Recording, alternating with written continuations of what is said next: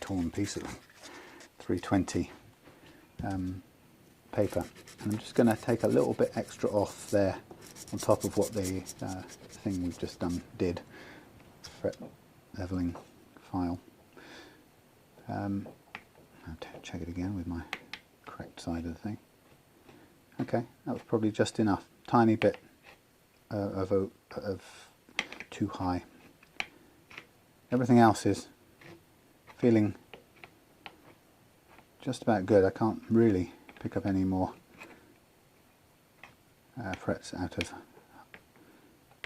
whack with all the others. I would expect to find a little bit of it at this end because it's harder to ensure. A tiny bit there at the end. I might just take that off with this. Yeah, hard to. We're using the big fret file, the 6-inch fret file. It's actually quite hard to get to every part of every, all the frets. It's good. It tends to naturally work better in the middle. So you might get one or two little spots left over, and that's cured it with a little bit of manual work.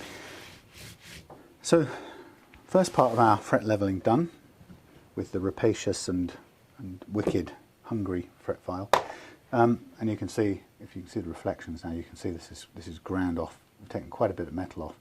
That leaves us with a challenge to dress all the frets, because right now they're kind of flat and scratchy, which is going to be no good for playing. So the next part of the activity is to do a thing called crowning. And I'll just draw a quick diagram. So what we did,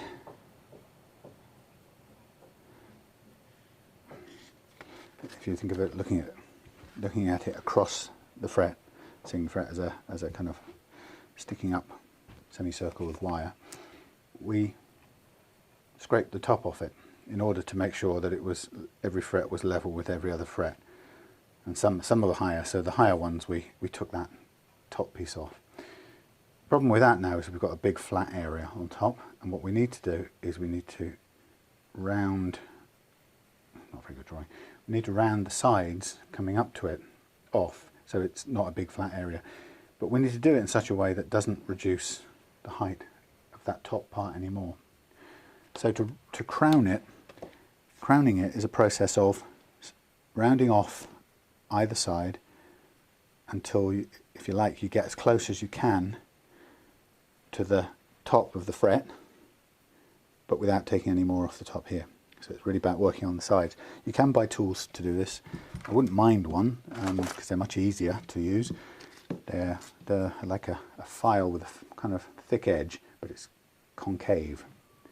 And it's, if you pay the money, you get a diamond version of that, and you just basically scrape it backwards and forwards over the top of this, and it's designed to just cut away at the edges and leave you the right profile of the fret. I haven't got $80 for that, or whatever it costs, so I'm currently doing it the hard way. So the next stage is, guess what? Marker pen, permanent marker pen, go over every single fret again. Again, we're going to use, the marker pen is a brilliant accompaniment to this job, because this time, well, it'll do the same job this time. The marker pen will tell us, as we're working with a different kind of fret to profile, sorry, different kind of file to profile the frets we've just flattened. This time the marker pen will tell us where we've been and where we haven't.